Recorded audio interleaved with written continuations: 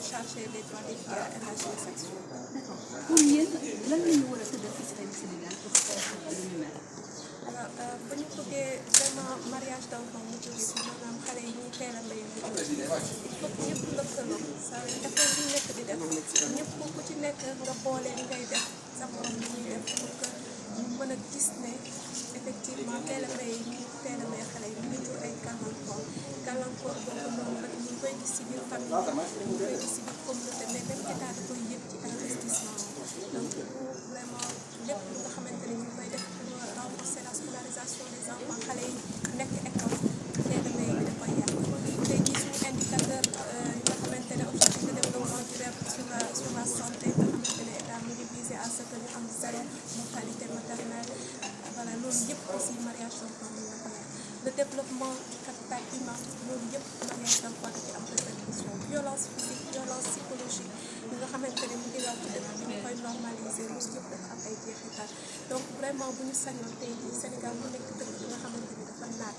xale yi ci seen bopp ñu sentir ne am nañu état bu ñu leen protéger mais protection bi ñu commencé si famille yi d'abord vraiment tamit ñu ngi ñaan tey jii ci journée internationale de la fille bi nga xamante ne ñu ngi koy célébrer en tant que CONAF ñu ngi remettre question relèvement de l'âge au mariage maanaam nañu yëkkatiwaat âge bi ñu mayee xale yi jigéen ñi delloo ko ci 18 ans ndaxte dañu ne góor baax na jigéen baax na donc bu loi autorisé bu xale bu góor ko ñu mu sëy à 18 ans war na ko mën a may xale bu jigéen bi donc loolu la ñuy ñaan ci journée bi te ñu ñaan xeex bi ngeen di xeex ak ñan ak ñan ngeen di àndal. waaw ñun déjà ñun rek ci suñu biir coalition bi ñu ciy ànd ak 33 organisations yooyu noonu nag bokk na ci ñi nga xamante ne gis nañu ne mariage d'enfant problème la Sénégal donc ñu ngi si ànd ak yéen ñi médias yi nga xamante ne yaa leen mën a amplifier li ñu def ñu ci ànd ak tamit suñuy partenaire technique et financier muy ambassade Pays-Bas muy suñu partenaire technique bu bokk si biir CONAF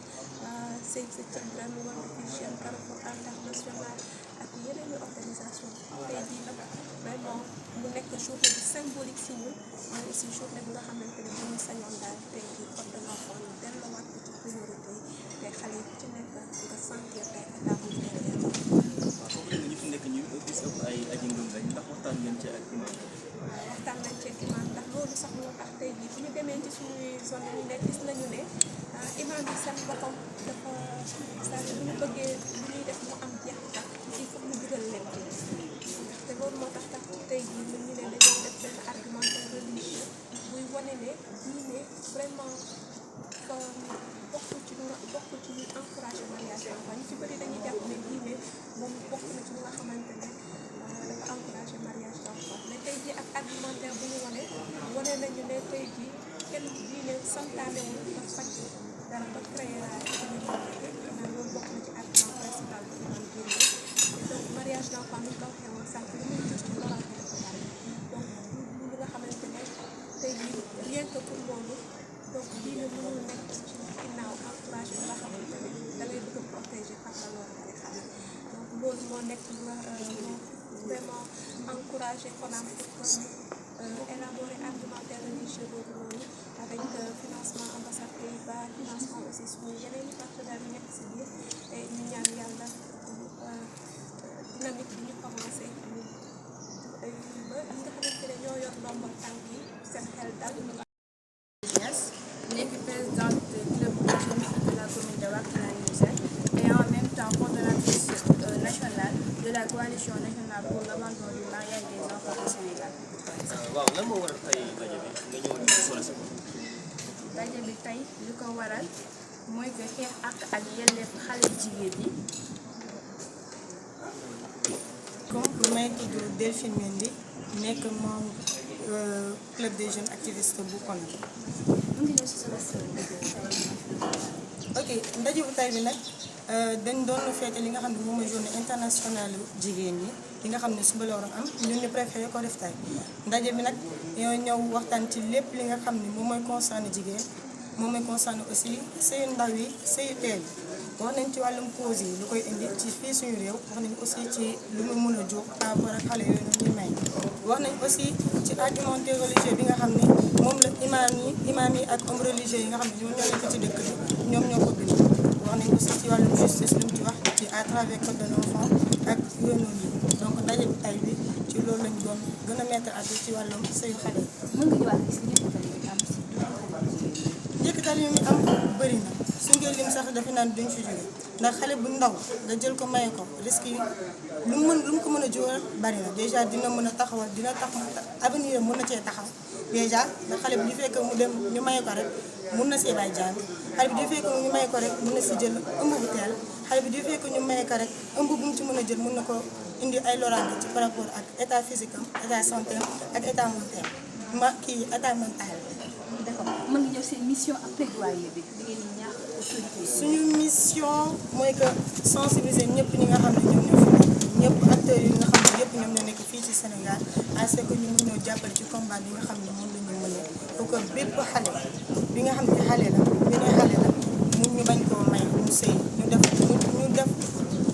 ñu respecté ay droits am en quelque sorte te ci wàllum plaidoyer bi on porte le plaidoyer dañuy porter plaidoyer bi ci combat bi nga xam ne ñun moom la ñu mënee ci abandon mariage xale yi. Et réflexion. En ce sens, nous invitons Madame Diop Clarisse à venir faire aussi son. Et en même temps, nouvelle coordonnatrice de la coalition nationale pour l'abandon du mariage des enfants au Sénégal.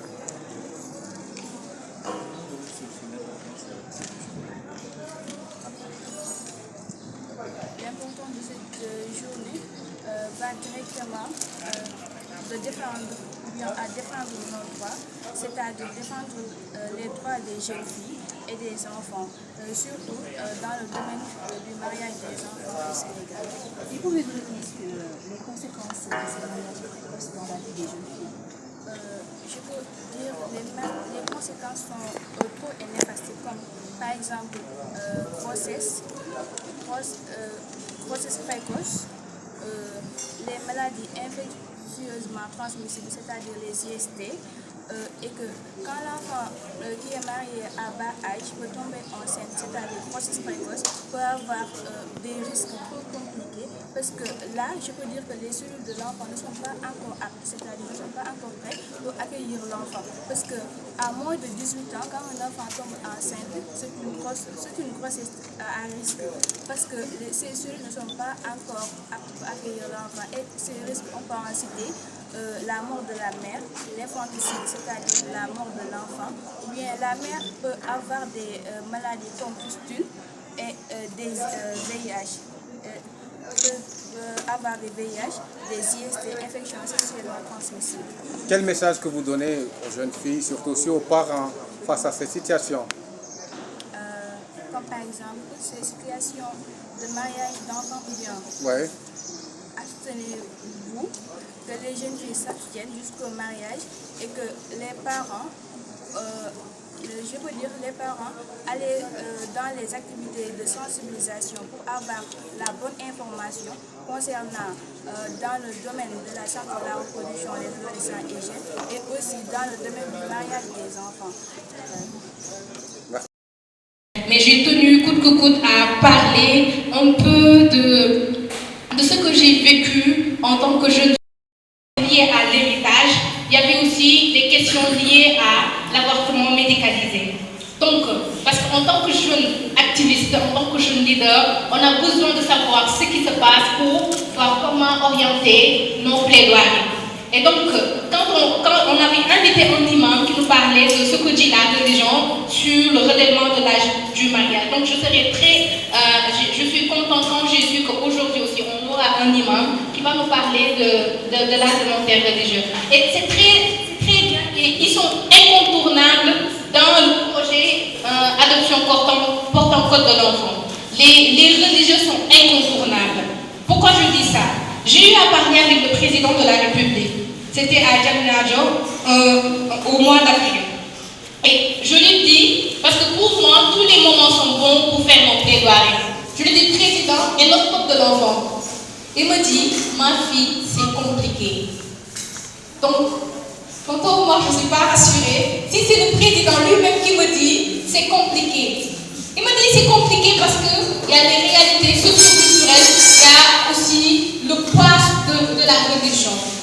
Donc, ça veut dire qu'il y a du travail à faire en tant que jeune leader. Maintenant, comment faire pour contourner ces barrières que le président de la République lui-même a soulignées? Donc c'est un travail qui nous attend. Et ce travail-là, on ne peut pas le faire en excluant les religieux. Non, on ne peut pas le faire sans eux. On ne peut pas le faire sans la communauté, on ne peut pas le faire sans les leaders traditionnels. Donc, en cette journée-là, cette journée doit nous servir de réflexion sur comment on va faire pour avoir les religieux dans notre camp, pour avoir la communauté dans notre camp. Parce que le président de la République, il peut beau vouloir, mais il ne peut pas le réussir sans eux. Ce n'est pas lui qui vote les lois. Il peut demander à un ministère de faire un projet de loi. Parce qu'un projet, c'est quand ça vient de l'État. Le ministère de la Famille peut beau vouloir le faire avec le ministère de la Justice et tous les ministères qui interviennent.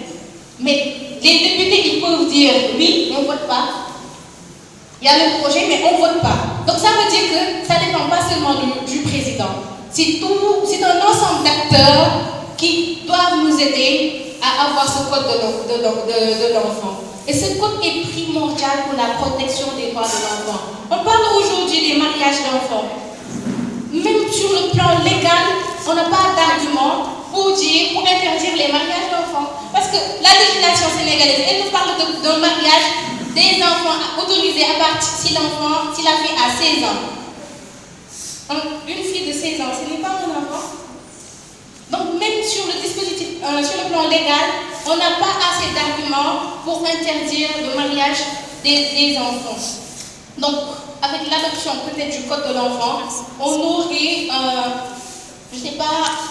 ça sera peut-être notre voie de sauvetage pour éliminer les mariages d'enfants. Donc aujourd'hui, je vous appelle aussi encore, on a installé récemment le club des jeunes filles leaders. C'est un combat, c'est un travail, on est en train de réfléchir sur les plans d'action, comment on va faire pour multiplier nos plaidoiries afin d'avoir notre code de l'enfant, afin d'avoir un monde sans violence aux enfants, afin d'avoir un monde digne des enfants. Et donc je serais très intéressée de savoir ce que l'imam va nous dire par rapport à l'argumentaire religieux. Je ne serai pas là pendant ce panel, mais Khadi et les autres filles